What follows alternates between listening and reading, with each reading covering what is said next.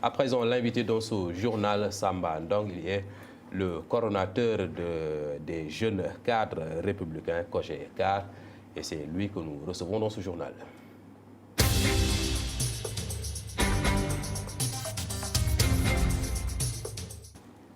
Et nos discussions vont tourner, entre autres, sur l'actualité du moment, mais aussi et surtout la place des plateformes jeunes dans le dispositif des partis politiques au Sénégal. Monsieur Ndong, bonsoir et merci d'être avec nous. Bonsoir mon frère Khalifa. Je vous remercie de m'avoir invité et je salue tous les membres de votre télévision et je prie pour le Sénégal. C'est l'occasion aussi de présenter toutes nos prières à la communauté Layène et à la communauté Mouride parce qu'il y a le Kas Rajab. Et en même temps, on célèbre l'anniversaire de Seydina Limamou Laye, l'appel. Donc, qu'Allah subhanahu wa ta'ala, le Tout-Puissant, exauce les prières et les vœux, que la stabilité et la paix du Sénégal continuent et que les réalisations de son excellence, monsieur le président Macky Sall, continuent à jaillir et à pousser, à fleurir, à ce que l'espérance et l'espoir que les gens ont pour le président Macky Sall puissent être concrétisés et puissent avancer. D'accord, on aura l'occasion de revenir sur ces réalisations du président Macky Sall, mais réagissez sur l'appel du président de la République, notamment le porte-parole des Layènes qui ont tous appelé à la paix, à la stabilité du pays. En tant qu'acteur politique, comment est-ce que vous recevez ces appels-là? Bon, alhamdoulilah, étant donné que nous n'avons jamais mené un discours qui est en total déphasage avec les normes et les fondamentaux du Sénégal, qui connaît le président Macky Sall sait que c'est un homme de paix, de dialogue social, un homme intègre, un homme épris de vertu, un homme qui est là pour sa patrie, qui est là pour se battre pour son continent, qui est là pour se battre pour sa population et pour sa société. Donc aujourd'hui, c'est ce qui doivent être raisonné et c'est ce qui doivent se raisonner et c'est ce qui doivent avoir de la retenue. Et ce sont ceux qui font des discours de terroristes, des discours d'insurrection, des discours allant jusqu'à faire appel à un coup d'État. C'est ces gens-là qui sont commencés à brader les normes du Sénégal. Ce sont ces gens-là qui sont là pour leur interlocuteur personnel, qui se considèrent comme des hors-la-loi. Nous, on a un président modèle, un président qui est respecté partout dans le monde, un président qui est respecté par les religieux, qui respecte aussi les religieux, qui est toujours là pour être à côté de sa population, qui est toujours là pour respecter et faire respecter la loi. Donc, si cet appel est lancé par nos guides religieux, par nos religieux, je dis alhamdoulilah, parce que nous, les membres de l'Alliance pour la République, nous ne sommes pas de ces gens-là, c'est ces gens endoctrinés, nous ne sommes pas de ces gens-là. Mais il y a aussi de votre responsabilité, même si vous recevez des discours guerriers de la part de l'opposition, c'est vous qui êtes élu, c'est vous qui avez en charge la marche du pays, vous avez une responsabilité dans la paix et la stabilité. Notre responsabilité, nous le connaissons très bien et nous savons l'importance de cette responsabilité et la considération de cette responsabilité que nous avons envers les institutions, envers la population, envers nos concitoyens et envers le monde entier. C'est la raison pour laquelle le président Macky Sall, tous ceux qui le connaissent, savent qu'il n'a jamais tenu un discours qui peut même énerver une personne. Il ne l'a jamais tenu. Et même si c'est lui qui qualifiait les marabouts de sang. Non, pas... On a connu ce discours-là aussi. Non, ne parlez pas de cet angle parce qu'en réalité, c'est les gens qui veulent interpréter ou bien veulent pêle-mêler les choses ou bien mettre en mal le président avec la population. Mais quand même, tout le monde sait que, et d'ailleurs même c'est les religieux qui l'ont dit, le président Macky Sall, il est respecté partout parce qu'il respecte tout le monde. C'est un homme très poli, c'est un homme très courtois, c'est un homme très intègre, c'est un homme de solidarité et de dialogue social. Ça, toute personne qui connaît le président Macky Sall, quelle que soit la haine que tu nourris envers le président Macky Sall, il faut avoir l'audace de reconnaître que c'est un homme de paix, de stabilité et de dialogue. Ça, c'est une chose qui des est là. Opérations de charme pour conquérir. Non, pas question de charme, c'est une éducation. En réalité, j'ai tendance à dire que la politique, c'est un art. Certes, de savoir là où mettre les pieds, mais c'est un art qui permet de dévoiler le comportement de tout chacun de nous. Il dévoile nos comportements. Cela veut dire que quand on est bien éduqué, quel quels que soient les postures politiques que tu auras, quelle que soit la responsabilité politique que tu auras, tu vas toujours partir de la manière dont tu as été éduqué au bas âge.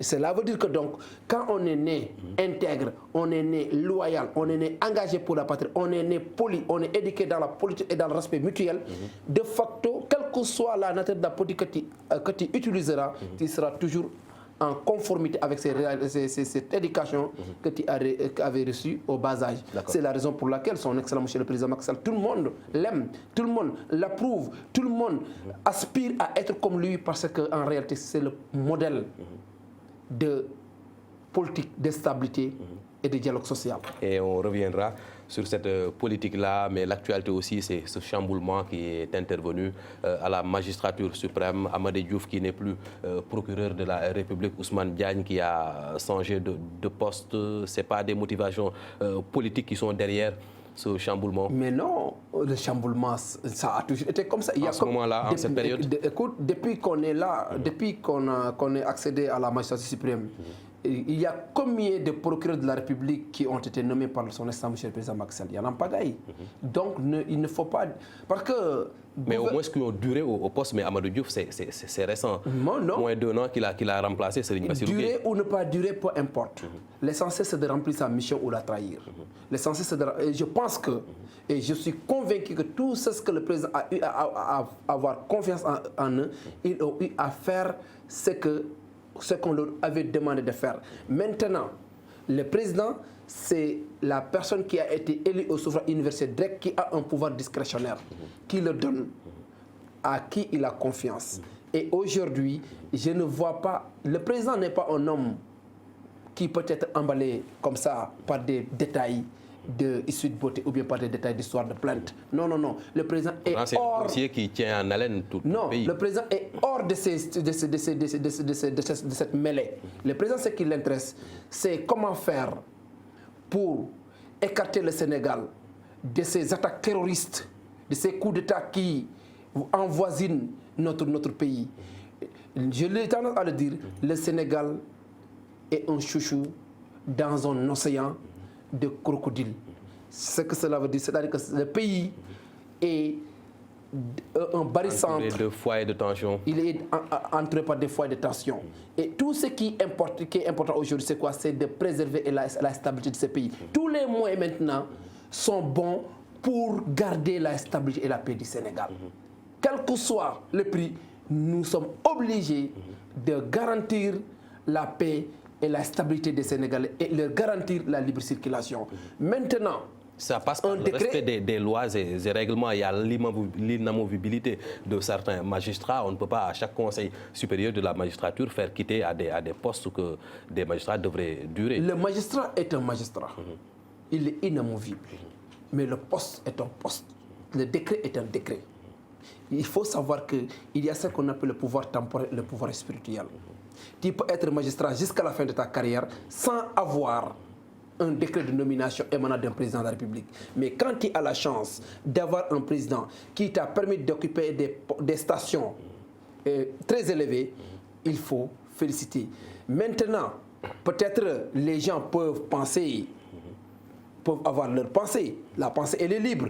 La réflexion, elle est libre. Mais la réalité en est autre.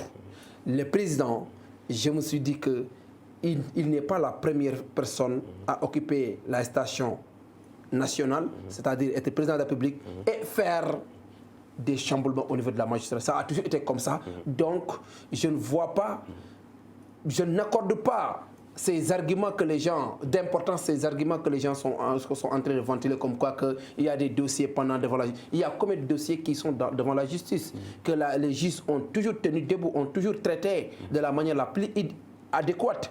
Donc aujourd'hui, c'est normal. C'est dans les règles de la gouvernance. C'est dans les règles de la gouvernance. C'est dans les règles de la gestion de l'État. Donc, les postes ne sont pas là. Les gens ne doivent pas occuper d'une manière sempiternelle, d'une manière pérenne. C'est des mutations, c'est des changements de part et d'autre. Donc c'est des jeux de chaises. Il n'y a pas de problème. Je pense que on doit le comprendre ainsi. C'est un État qui fonctionne, et le président de la République, c'est la personne qui a été élue par les Sénégalais, qui a un pouvoir discrétionnaire qui peut nommer les gens qui ont des compétences en fonction des postes qu'ils peuvent occuper. Et il le fait de la manière la plus légale, de la manière la plus correcte, de la manière la plus joviale. Donc je me suis dit que toute génération doit, dans une relative opacité, remplir sa mission ou la trahir. Et les magistrats, ils ont rempli leur mission. Ce n'est qu'une phase de l'histoire. Et Inch'Allah, je pense que ce que le président a fait, nous tous nous l'approuvons et c'est bien, et c'est dans le sens de bien garantir les fondamentaux de notre bien-être. D'accord. Calendrier électoral, la décision est tombée le 16 février dernier. La date de la présidentielle de 2024 est fixée. Qu'est-ce que vous faites des déclarations de Macky Sall? On a vu que le 13, le 12 prochain, vous organisez un meeting à la Biscuiterie pour la candidature du président Macky Sall. Qu'est-ce que vous faites de toutes ces déclarations sur une troisième candidature, un troisième mandat? Vous savez, nous sommes des jeunes. Et raison de plus. Nous savons notre rôle. Ce qui est mauvais dans la politique de la jeunesse, c'est un jeune qui ne connaît pas le rôle qu'il doit jouer dans son parti politique. Un jeune, avant tout, c'est les compétences. Avant tout, c'est les compétences. Quand on est compétent, on peut compétir. Mais quand on fait de la politique, il faut avoir de la base politique. La politique, il faut cumuler et jumeler compétences et bases pour pouvoir sortir de l'ornière. Ce que beaucoup de leaders de la mouvance n'ont pas, des critères qu'ils ne remplissent pas. Non, ne le dis pas. L'APR, il y en a beaucoup de jeunes très compétents, très intègres, qui ont des bases politiques très solides. Mais quand même, ce que je te dis au préalable, il y a toujours le temporel et le spirituel. Quelle que soit ta base politique, si Dieu ne dit pas que tu seras nommé, tu ne seras jamais nommé. La nomination en est autre. Tu peux avoir toutes les compétences, une très forte base politique solide, mais la nomination en est autre. Parce que c'est Allah qui décide du pouvoir. Et c'est Allah qui confère des pouvoirs, qui confère ses pouvoirs à un chef d'État, et le chef d'État te confie un pouvoir à partir du pouvoir qu'il gère, du temporel qu'il gère. 2024. Nous, au niveau de la convergence des jeunes cadres républicains, nous avons commencé à enrôler nos jeunes depuis 2023. La première déclaration que j'avais fait à Biscuiterie, datée du 12 février 2022. J'ai plaidé pour la candidature du président Macky Sall, j'ai plaidé pour qu'il soit notre candidat en 2024. Et je devrais reformuler ma question. Que faites-vous des déclarations antérieures du président Macky Sall qui avait dit... On est dans un parti politique. Nous, les jeunes, c'est nous qui demandons au président Macky Sall de se présenter pour 2024. Pour lui faire un djukol, pour lui faire un sargal. Parce qu'en réalité, lorsque le président Macky Sall accédait à la magistrature suprême, nous avons tous entendu ce qui a été dit. Si vous permettez au président Macky Sall d'accéder à la magistrature suprême, il restera 3 mois sans salaire. Exactement. Et le président Macky Sall, il y avait des grèves à n'en plus finir. Le système éducatif était totalement paralysé. Le président est venu. Il y a un ouf de soulagement. Tout ce qui était déboussolé, désorienté, a été réorienté, a été fixé, a commencé maintenant à jalonner les germes de développement et les germes de l'émergence. Ça, si on voit un homme qui a cette vision avec un PSE, qui est une force programmatique axée sur les réalités socio-économiques du Sénégal, qui permettent au Sénégal d'avoir une ouverture au niveau de la diplomatie, mais aussi attirer les internationaux et les bailleurs de pouvoir investir au Sénégal, mais permettre aux entreprises sénégalaises de pouvoir compétir, avoir accès à la compétition, avoir accès au programme, avoir accès au financement pour pouvoir se développer. Cette personne qui, si vous avez cette chance de l'avoir à la tête d'un pays, je pense que si on est animé de bonne foi, on doit le soutenir. 2024, c'est le président Macky Sall qui est notre candidat. C'est une personne qui a déjà fait 12 ans. Il a eu largement le temps de dérouler tout son programme. Qu'allez-vous me dire avec Vladimir Poutine en Russie? La Russie, ce n'est pas le Sénégal. Écoutez-moi, qu'allez-vous me dire l'Allemagne avec Angela Merkel? Qu'allez-vous me dire avec, comment dirais-je, Paul Kagame? Qu'allez-vous me dire? avec autant de choses. Nous n'avons pas les mêmes lois. Nous avons une constitution sénégalaise votée en 2016. Écoutez, mon frère, moi, que... je suis contre de la limitation des mandats. D'accord. Moi, je suis contre de la limitation des mandats. Je me suis dit que tant que la population veut, tant que la population souhaite, tant que la population demande, on doit donner, on doit permettre. Le président Macky Sall, c'est un homme de justice. C'est un homme qui respecte les lois et les règlements. Et la Constitution a été votée en 2016. Et là, j'en ai parlé, j'ai écrit beaucoup de contributions et de textes pour ça et des articles. La Constitution qui a été votée en 2016 est claire. On a dit que le président est élu au suffrage universel direct pour un mandat de 5 ans. On nous a dit, lorsque le président demandait l'avis au Conseil constitutionnel pour la réduction du septennat à un quinquennat, le Conseil constitutionnel avait fait un rejet pour lui faire comprendre que vous n'avez pas l'autorisation et le pouvoir de pouvoir s'appliquer à la loi pour délimiter, pour réduire le mandat de 7 ans en 5 ans. Mais avec la nouvelle constitution, vous aurez l'occasion de pouvoir réduire ce mandat. Et la nouvelle constitution démarre en 2016 et prend fin en 2024. Ça, c'est le premier quinquennat. Le deuxième quinquennat doit commencer de 2024 en 2029. C'est ça la réalité. C'est cette même constitution qui dit que nul ne peut faire 2 mandats consécutifs, quelle que soit la durée. Mais il y a les antécédents, il y a l'antériorité de cet article. Quand on te dit le président est élu au suffrage universel direct pour un mandat de 5 ans, renouvelable une fois, qu'est-ce que cela veut dire? Est-ce qu'on parle des 7 ans? Non, on parle des 5 ans. On parle de mandat. On parle de... Non, on vous a dit que le président est élu au suffrage universel direct pour un mandat de 5 ans. Renouvelable une fois.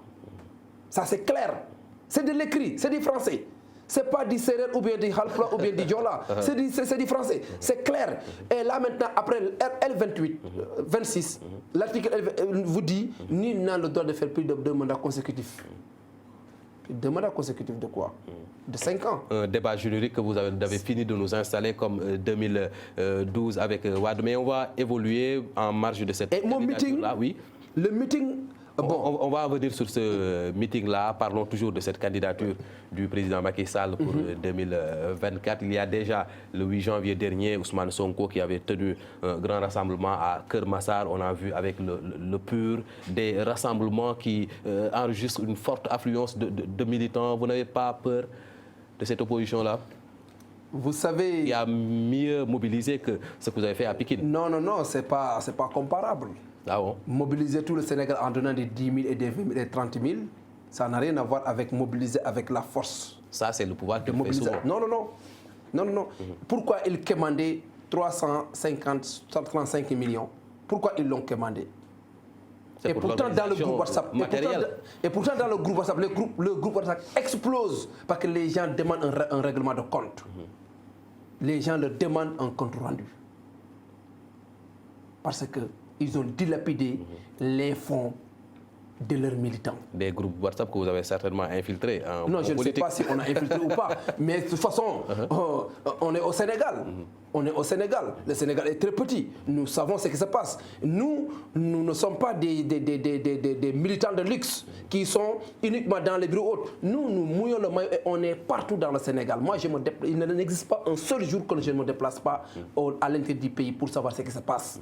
En dehors de la politique, j'ai un travail professionnel qui doit me pousser à me déplacer. Et je rencontre des gens qui dénoncent l'exploitation rudimentaire que les membres de PASTEF sont en train de faire.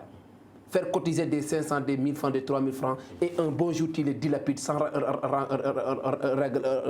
compte rendu, sans expliquer les gens. C'est vraiment trop sale. Au-delà de ces rassemblements, l'opposition sénégalaise, c'est aussi de grands noms. Khalifa Sall qui est en train de faire son motalier né après le Nemekou Tour de Ousmane Sonko. On a vu Gakou, Bougane Gueye. Toute cette opposition-là unie, mieux vaut-il pas suivre le conseil de Idrissa Seck, sortir par la grande porte au lieu de tenter l'aventure avec... Non, il dit sortir par la grande porte. Il demande à qui de sortir par la grande porte? Le président Macky Sall, c'est la lecture faite de son discours à Thiès.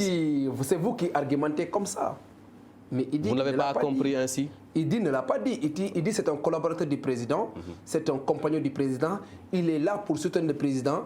Il est là pour accompagner la vision du président Macky Sall. Donc nous, pour le moment, c'est ce que nous tenons et nous comptons à ensemble bâtir le Sénégal et le mettre sur les rails de l'émergence. C'est ça notre combat. Nous ne sommes pas sur des mots, ou bien sur des appréciations, ou bien sur des pensées personnelles, partisanes. On n'est pas dans ça. On est factuel, et ce que nous défendons, c'est une cause commune. Et cette cause commune, c'est quoi? C'est de se collaborer, se coaliser, unir les forces d'une manière solide pour ensemble bâtir le Sénégal, ensemble conserver le pouvoir que nous avons. C'est ça notre objectif. Mais quant à les gens qui disent qu'il a dit ceci, il a dit ceci, ça c'est les gens qui ne sont pas avec nous, qui apprécient de la sorte. Mais nous, en tant que républicains, en tant que membres de la coalition Benno Bokk Yakaar, nous demeurons et nous sommes convaincus qu'Idrissa Seck est un compagnon du président et il sera là pour accompagner le président Macky Sall en 2024. Côté regroupement de l'opposition, Khalifa Sall, Karim Wade, potentiellement Ousmane Sonko, le PUR, Malick Gakou, cette vague-là face à Macky Sall, est-ce que vous avez toujours espoir? Vous avez bien parlé de vague, mais vague qui n'a pas de pression. Une vague qui n'a pas de pression. Vous pensez, Khalifa Sall, c'est une histoire politique depuis Khalifa, 2009, glorieux? Khalifa, nous le connaissons très bien. Nous connaissons très bien Malick Gakou, il était avec nous. Tous ces gens-là dont vous nous parlez, nous les connaissons mieux que Pastef. Nous les connaissons mieux que Ousmane Sonko. C'est pourquoi eux, ils comprennent l'État. C'est pourquoi jamais ils se jetteraient dans ce verbiage creux. Jamais ils se jetteront dans l'arrogance, dans l'indiscipline, en menaçant les institutions, en menaçant des magistrats, en menaçant les forces de l'ordre. C'est des gens qui connaissent l'État. Il faut être immature en matière de politique pour insulter des institutions, pour insulter des religieux.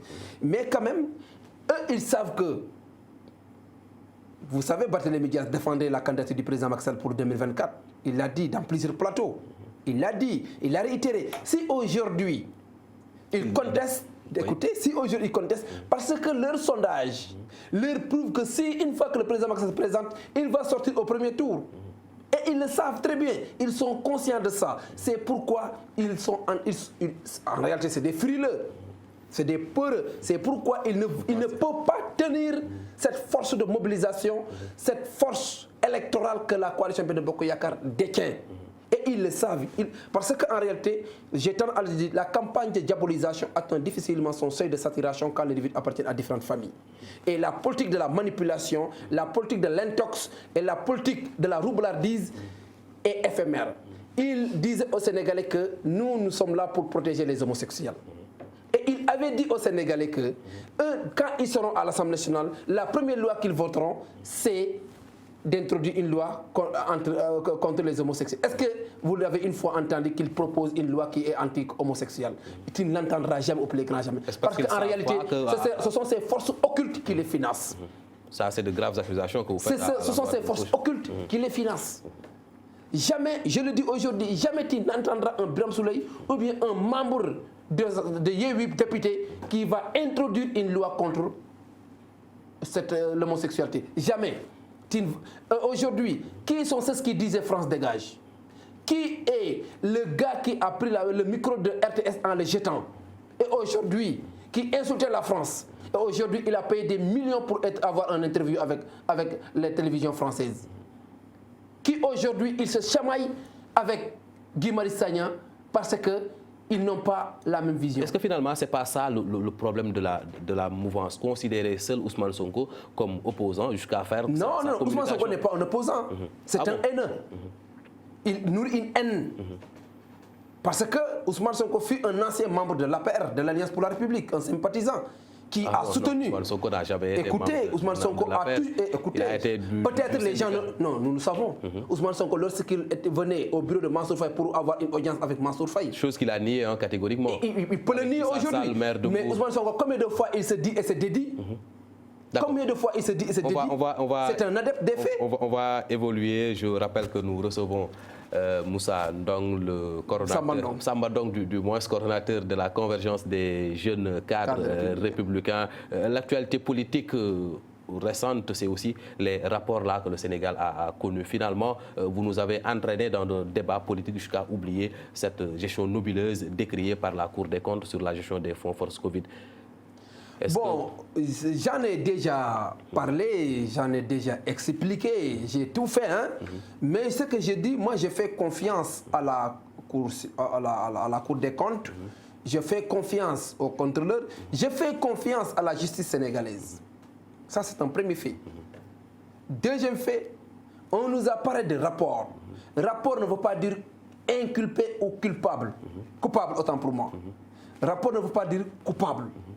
Un rapport, c'est un travail d'évaluation et de supposition et de suspicion.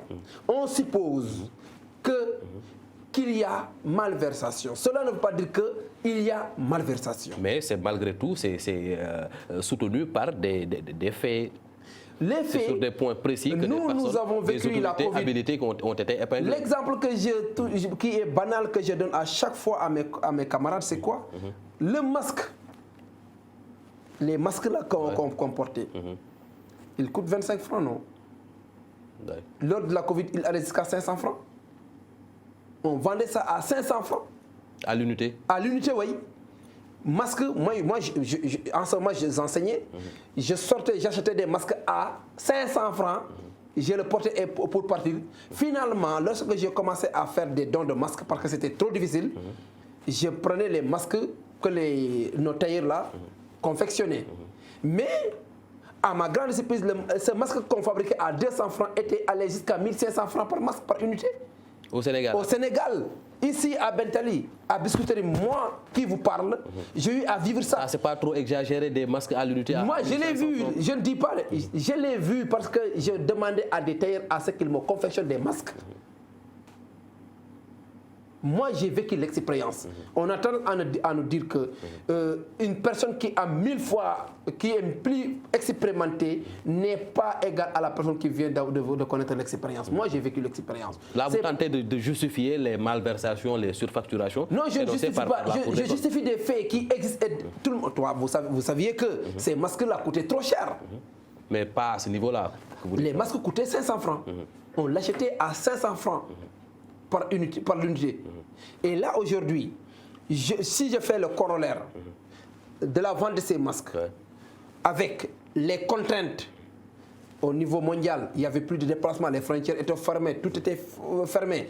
Et là, chaque pays essayait de tirer le diable par la queue pour essayer de s'en sortir. Là, c'est pourquoi même beaucoup de restrictions sur le décaissement ont été enlevées, pour accélérer, parce qu'on était en période de guerre. Aujourd'hui, si ces gens ont aidé la population pour que la pandémie puisse être combattue et vaincue, je pense qu'il valait mieux de les féliciter, de les remercier, que d'essayer là pour nuire la population. Malgré les malversations contenues dans le rapport, ces chèques multiples retirés par une seule personne, des matériels qui n'ont pas été livrés. Vous savez, le rapport est exhaustif. Étant donné que il y a même le président qui a été reconduit par le président de la République, Macky Sall. Étant donné que moi, je ne suis pas enquêteur, et je ne fais pas l'audit, je ne faisais pas l'audit, je ne suis pas de la délégation, ce que je peux dire, ce sont ces éléments que je viens de vous décliner. Maintenant, l'appréciation, chacun est libre, mais je fais confiance à ces gens qu'ils ont épinglés et je sais que c'est des gens qui sont très très responsables. D'accord, et on va parler par la politique. Nous avons identifié Moussa Ndong, alors que c'est bien Samba Ndong, le coordonnateur de la convergence des jeunes cadres républicains. À quoi servent finalement ces entités politiques-là au sein des formations politiques sénégalaises? On a connu la jeunesse socialiste, l'UJTL avec le PDS, vous avec l'APR, c'est toujours le cas. Finalement, la jeunesse, est-ce que ce n'est pas un bras armé des partis politiques? Non, la jeunesse a un rôle à jouer dans un parti politique. Je l'ai dit à l'entame de mes propos. Un jeune, ce que le président nous demandait, c'est être avant tout un homme intègre, poli, mais doté de connaissances, assermenté. Est-ce que c'est le cas au moment des faits? Les jeunes, à présent, on voit que c'est pour remplir les meetings ou bien pour... Chez nous, à l'APR, ça être au premier plan au niveau des manifestations? Chez nous, à l'APR, ça n'existe pas. Peut-être, on sait les insulteurs de la République, Pourtant, lors de vos meetings, les jeux de chaises, là, c'est mené souvent par les jeunes.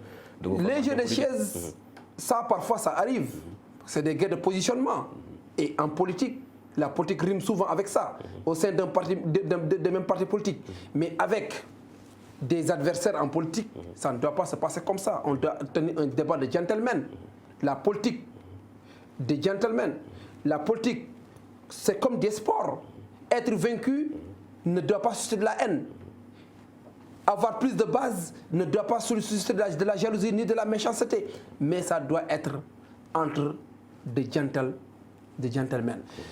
Nous, la jeunesse, notre rôle, c'est quoi? C'est être aux côtés de la République, être des républicains, défendre les fondamentaux, défendre la paix et la stabilité du pays et défendre les programmes et la vision de son excellence. Ça, c'est en principe, mais est-ce que dans les faits, est-ce qu'on voit aujourd'hui du parti, par exemple, c'était destiné à ces jeunes-là pour avoir moi qui vous parle, j'ai eu à faire le maire avec Thérèse Faye. Après, nous avons fait la cogère ensemble avec Thérèse Faye. J'ai vu que il y avait un fossé qui existait entre la CCR, le maire et la cogère. Parce que le maire, il y a des gens qui dépassent le mouvement des étudiants républicains. L'âge limite. L'âge limite. Et ils ne peuvent pas intégrer au niveau de la cogère. Et à la CCR, c'est les doyens qui sont là-bas. Ils auront un problème d'intégration. Comment absorber maintenant ces jeunes? Comment éviter, comment regrouper ces jeunes pour ne pas leur pousser à partir dans l'opposition? C'est pourquoi j'ai créé la convergence des jeunes cadres républicains pour tirer ceux qui ont l'âge limite de la cogère et qui n'ont pas pour le moment leur place à la CCR, et ceux qui quittent le maire et qui n'ont pas leur place à la cogère ni à la CCR. Ces gens-là, on les regroupe au niveau de la COGECAR, les former, les donner les outils, l'intelligence, la capacité et les stratégies politiques qui peuvent leur permettre de compétir d'une manière intellectuelle pour défendre leur parti, pour défendre leur mentor, pour défendre la vision de son excellence. Et quel sera votre rôle pour 2024? On va terminer par ça. C'est un rôle déterminant et notre unique objectif, c'est d'élire le président Macky Sall en 2024. Et c'est notre candidat, j'ai tendance à le dire, c'est notre alpha, notre oméga, c'est notre plan A, c'est notre plan Z. On est là, nous sommes jeunes. Nous allons mener la politique avec politesse, respect, mais avec fermeté. Et on ne laissera personne brûler ce Sénégal. Tous ces discours, ça appartient aux forces de l'opposition. Non, quand je dis qu'on ne laissera personne brûler le pays, je parle, cette position-là qui va amener la je parle de politique. Parce que je sais que nous sommes dans un État où les forces de l'ordre abattent un travail extraordinaire et je leur décerne une mention spéciale. Mais nous, en tant que jeunes politiques, nous défendons nos religieux, aux insultes de nos religieux, aux insultes des institutions, aux insultes des nobles personnes et des nobles personnalités qui sont dans ce pays. Nous allons nous unir, nous allons nous battre et nous allons donner le président Macky Sall un deuxième quinquennat en 2024. D'accord, et on termine avec ça. Merci beaucoup, Samba Ndong. Merci, mon frère Khalifa. Nous recevions donc M. Samba Ndong, il est le coordonnateur de la convergence des jeunes cadres républicains. Nos débats ont été orientés vers l'actualité du moment, notamment le rôle de ces plateformes jeunes dans les formations politiques au Sénégal. Merci de nous avoir suivis. À demain 20h. Bonsoir.